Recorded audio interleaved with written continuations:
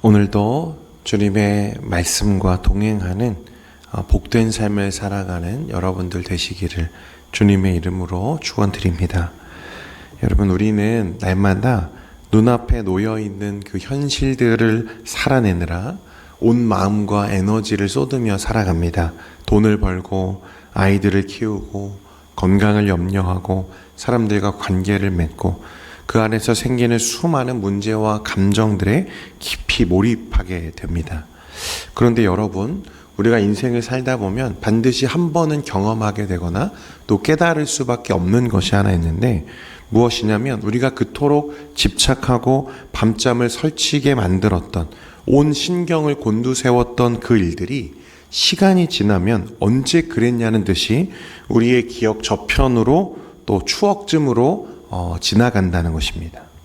몇 년 전에 나를 잠 못 들게 했던 그 극심한 슬픔과 또 억울함이 지금에 보면 아무것도 아닌 일이 되어 있고, 우리를 세상 다 가진 것처럼 들뜨게 만들었던 그 성취와 기쁨의 순간도 어느 순간 생각해 보면 다 지나간 일이 되어 있고, 그러니까 우리는 매 순간 이 땅의 삶이 영원할 것처럼 소유하려고 하고 영원히 지속될 것처럼 슬퍼하거나 기뻐하지만, 현실은 그와 달리 마치 빨리 달리는 기차 창밖의 풍경처럼 우리를 다 스쳐 지나가는 일들이 참 많습니다. 여러분, 오늘 바울 사도는 그런 관점에서 고린도 교회 성도들을 향해 우리가 이 종말의 시대를 살아갈 때 어떤 시선을 가지고 살아가야 할지에 대해서 교훈하고 있는 말씀입니다. 당시 고린도 교회는 세상의 화려함에 눈이 멀어 있었어요. 더 많이 가지려고 하는 자들도 있고, 세상의 지혜를 자랑하는 자들도 있고, 눈앞에 보이는 현실의 조건들에 얽매여서 사는 사람들이 많았습니다. 그런 그들을 향해 바울은 인생의 모든 근본적인 조건들, 결혼과 가정, 슬픔과 기쁨, 물질과 소유라고 하는 이 현실을 대하는 전혀 새로운 영적인 시선을 우리에게 제시하고 있는 것입니다.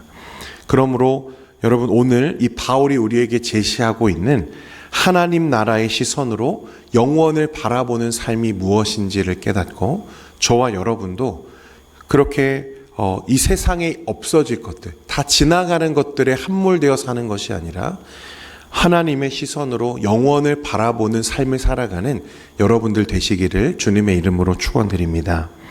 오늘 본문 25절에 보면요, 이렇게 말씀합니다. 처녀에 대하여는 내가 주께 받은 계명이 없으되 주의 자비하심을 받아서 신실한 자가 된 내가 의견을 말하노니. 여러분, 이것은 바울이 예수님께서 공생의 기간 중에 직접 주셨던 어떤 율법이나 강령은 아니지만 성령의 감동하심을 입어 주님의 신실한 사도가 된 자신이 영적인 권위를 가지고 지혜로운 의견으로 제시한다고 이렇게 밝히고 있습니다. 그러면서 뭐라고 말하냐면 26절 말씀인데, 여러분 26절은 같이 읽겠습니다. 시작. 내 생각에는 이것이 좋으니 곧 임박한 환난으로 말미암아 사람이 그냥 지내는 것이 좋으니라. 아멘. 여기서 바울이 언급한 임박한 환난은 무엇이냐면, 여러분 당시 초대 교회는 로마 제국의 박해가 서서히 고개를 들던 시기였습니다. 곳곳에 대기근과 지진, 사회적인 혼란이 가득하고, 예수를 그리스도라 고백하는 자들에게는 세상으로부터 임하는 박해가 있었어요. 가산이 몰수당하거나 심지어는 목숨을 잃어야 되는 일도 있고, 가족들에게 버려지는 일들이 허다했습니다. 게다가 초기 교회 성도들은요, 주님의 그 재림이 아주 가까운 시일 내에 이루어질 것이라고 하는 긴박한 종말론 신앙을 가지고 살았습니다. 왜냐하면 주님이 내가 곧 다시 오마, 그렇게 말씀하셨거든요. 그 곧이 자신들이 살고 있는 그 날들 중에 하나일 거라고 그들은 생각하고 있었다는 거예요. 그래서 이런 거대한 위기와 환란의 파도가 밀려오고 있는 상황에서 가정을 꾸리고 자녀를 낳아 기르는 일은 인간적으로 너무나 큰 짐이요 극심한 고통이 될 수 있었다는 것입니다. 이게 초대교회 성도들의 상황에 그랬다는 거예요, 여러분. 한번 상상해 보십시오. 예수를 믿는다는 이유로 사자굴에 끌려가거나 감옥에 갇히는 일이 허다하고, 그런데 나 혼자라면 그 고난을, 주님의 이름을 위하여 그 고난을 당하는 것을 어떻게든 견뎌내겠는데, 여러분, 남겨진 누가 있어요? 가족들이 있어요. 자녀들이 있어요. 아내가 있습니다. 그러면 그 고난의 길을 선뜻 가기가 어려워지는 거예요. 믿음을 지키기가 더 어려워지고 처절해지는 순간이 되는 거죠. 가족의 안전을 인질로 삼고 신앙을 타협하라고 압박해올 때 육신을 가진 인간으로서 그 유혹과 고통을 이겨내기가 결코 쉽지 않았다는 것입니다.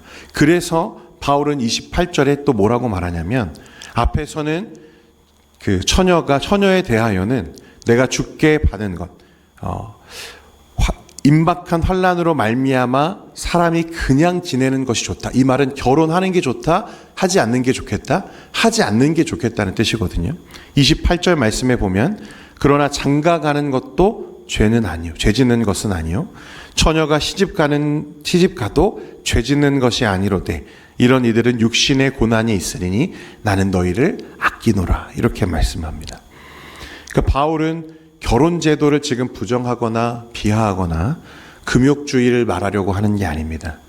이 험한 세상에서 성도들이 예수를 믿음으로 인해 겪어내야 할 육신의 고난을 목회자적인 관점으로 바라보면서 어떻게 하면 그들이 마음에 갈라짐이 없이 그런 환경 속에서도 오직 주님께만 집중하며 이 위기의 때를 믿음으로 돌파할 수 있을까를 염려하는 바울의 지금 심정, 아버지의 심정으로 그들에게 지금 권면하고 있는 거예요. 우리가 지금 그런 고난의 시기를 겪어야 하는데, 이런 어려움을 우리가 지나가야 하는데, 그렇다면 차라리 결혼하지 않는 게 더 나을 수 있다. 그렇게 함으로 인해서 내가 그리스도 앞에 더 집중하고 주님의 길을 더 걸을 수 있다면 그게 차라리 더 유익하겠다라고 말하고 있다는 거예요. 여러분, 여기서 우리는 정말 중요한 영적인 원리를 깨닫게 되는데요. 우리가 이 땅에서 누리는 이 평범한 일상의 축복들, 가정을 이루고 삶의 터전을 가꾸는 일들은 그 자체로 너무나 소중하고 아름다운 하나님의 선물이지만 그것이 절대적인 우상이 되어서는 안 된다는 것입니다. 세상의 환경과 조건은 언제든지 흔들릴 수 있습니다. 환난은 임박해 오고 육신의 고난은 피해갈 수 없는 거죠. 그렇기에 지혜로운 성도는 땅의 조건이 평안할 때나 환난이 찾아올 때나 그 환경 자체의 마음을 빼앗겨서는 안 된다는 것입니다. 왜냐하면 상황 자체는 영원한 것이 아니기 때문에 그런 거예요. 그리고 그 모든 형편 속에서 나를 아끼시고 인도하시는 주님의 손길에 우리의 시선을 고정할 수 있어야 된다는 것입니다. 그래서 바울은 단순히 결혼이라고 하는 이 지엽적인 문제를 뛰어넘어서 시공간을 초월해서 우리 인생 전체를 관통하는 엄밀하고 또 거대한 진리를 하나 우리에게 꺼내놓는데요. 29절 말씀 우리 같이 한번 읽겠습니다. 29절입니다. 시작. 형제들아, 내가 이 말을 하노니 그때가 단축하여진 고로 이후부터 안에 있는 자들은 없는 자 같이 때가 단축되었다. 여러분, 이 말씀은 하나님께서 정하신 역사의 마지막 때, 예수 그리스도께서 다시 오셔서 세상을 심판하시고 하나님 나라를 완성하실 그 날이 우리의 생각보다 훨씬 더 가까이 다가왔다는 강력한 선포입니다. 여러분, 성경이 말하는 시간은 개념은요, 두 가지가 있어요.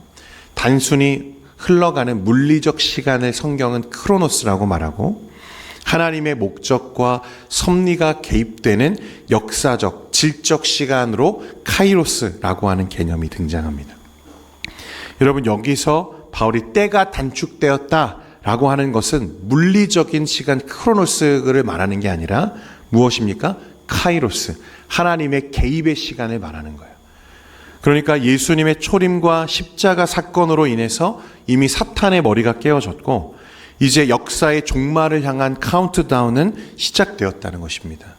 영원이라고 하는 거대한 무한의 시선에서 볼 때 우리가 이 땅에서 호흡하며 살아가는 70년, 80년의 인생은 여러분 마치 한 자락의 안개처럼 밤의 한순간처럼 너무나 짧고 아쉽게 지나가 버리는 유한한 시간에 불과하다는 거예요. 여러분, 당시 사람들은 하나님, 예수님의 재림이 임박해 있다고 믿었잖아요. 나의 시간에, 내가 살아있는 그때에 주님이 오실 거라고 그들은 생각했죠. 왜냐하면 이 시간을 크로노스적인 개념으로 그들은 이해했기 때문에 그런 거예요. 여러분, 하나님의 관점에서 볼 때 우리는 지금 예수님이 초림하시고 재림까지 벌써 2000년이 지났잖아요. 왜 이렇게 안 오시지? 라고 여기지만 하나님의 영원이라고 하는 시간에서 여러분 2000년이라고 하는 시간이 긴 시간일까요? 짧은 시간일까요? 여러분, 하나님께는 절대 긴 시간이 아니라는 거예요. 하나님의 영원이라고 하는 시간 속에 우리가 살고 있는 이 역사의 시간은 여러분 점 하나에도 불과하지 않다는 것입니다. 여러분, 그러나 우리의 모든 인생의 비극이 여기서 시작되는 거죠. 우리는 종종 이 땅에서 시간이 무한정 남아있는 것처럼 착각하며 살아간다는 것입니다. 그래서 그런 분들이 종종 있어요. 나중에, 지금 하는 일이 좀 잘 되면 나중에 주님을 열심히 섬기겠습니다.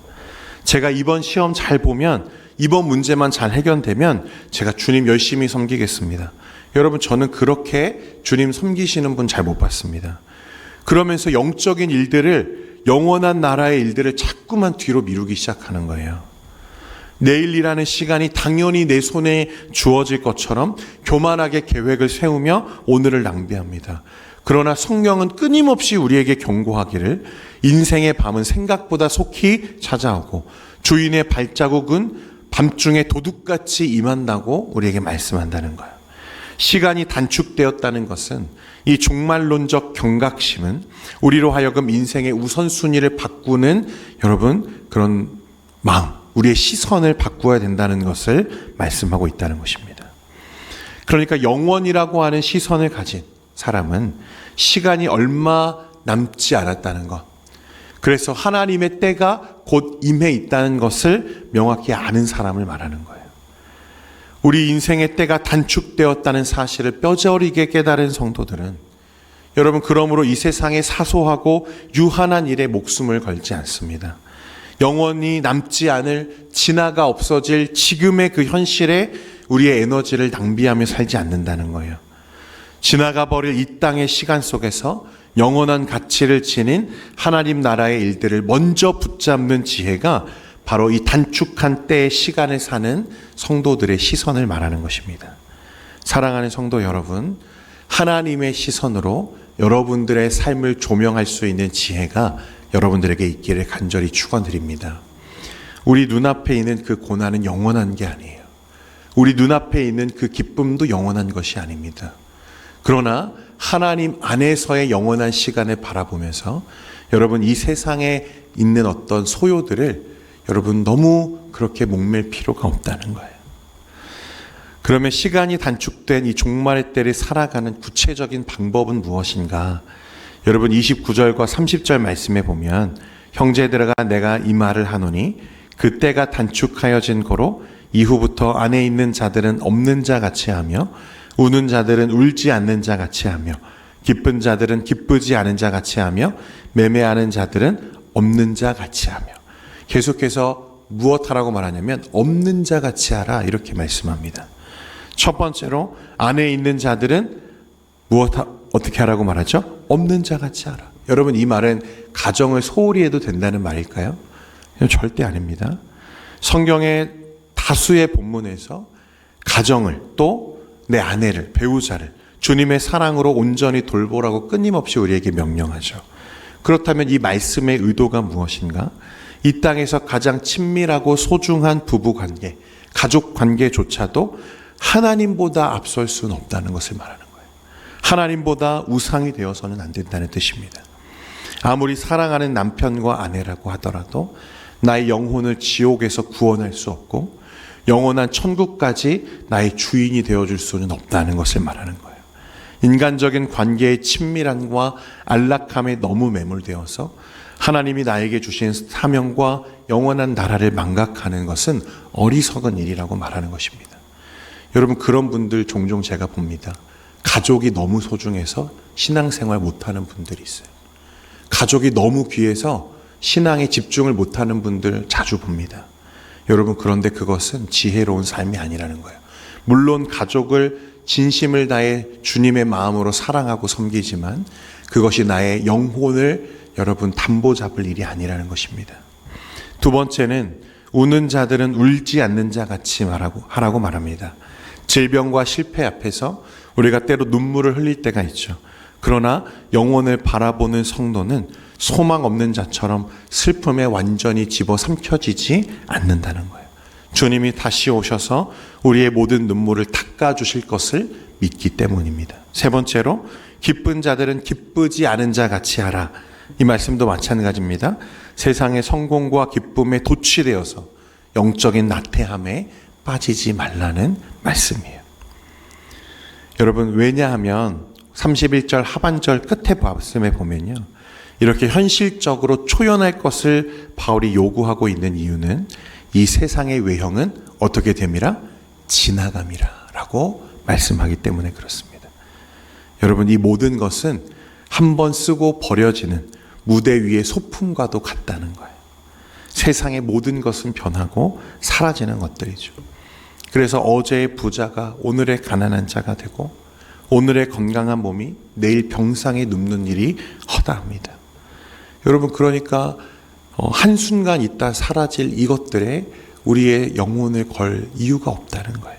왜냐하면 이 외형의 것들은 전부 지나가는 것들이기 때문에 그렇습니다. 여러분, 오늘 바울이 우리에게 주는 이 영원의 시선은 현실 도피가 아닙니다. 오히려 현실을 가장 가치 있게 살아내는 거룩한 초청인 줄 믿습니다. 슬픔과 고난이 찾아올 때 여러분 낙심하지 마십시오. 왜 낙심하지 말아야 합니까? 곧 안개와 같이 지나갈 것이기 때문에 그렇습니다. 성공과 부유함이 찾아올 때 교만하지 마십시오. 왜 그래야 합니까? 그 역시 잠시 후면 내려놓아야 할 소품에 불과하기 때문에 그렇습니다. 내가 가진 것에 자만하지 않고 내가 없는 것에 낙심하지 않으며 오직 영원하신 주님 한 분만으로 만족하는 없는 자 같이 살아가는 거룩함, 당당함과 자유를 회복하며 살아가는 여러분들 되시기를 주님의 이름으로 축원드립니다. 오늘 이 시간 우리가 정말 붙들고 집중해야 하는 단 한 가지는 우리 현실의 문제가 아니라 주님을 따라 향해 걸어가는, 주님의 길을 걸어가는 믿음의 삶인 줄 믿으시기를 바랍니다. 오늘 여러분들의 삶이 그런 거룩하고 경건한 믿음의 걸음이 되기를 주님의 이름으로 축복드립니다.